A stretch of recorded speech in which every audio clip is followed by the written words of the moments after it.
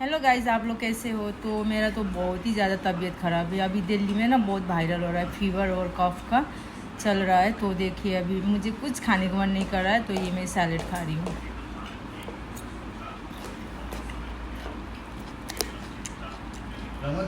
Rice रोटी तो कुछ खाने को मन ही नहीं कर रहा है, इतना तो मुंह का टेस्ट ही चला गया।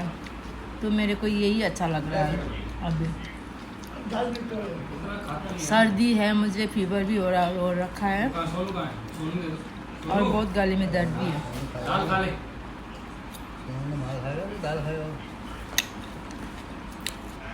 और ये मैं कुकम्बर और टमाटो खा रहा हूँ,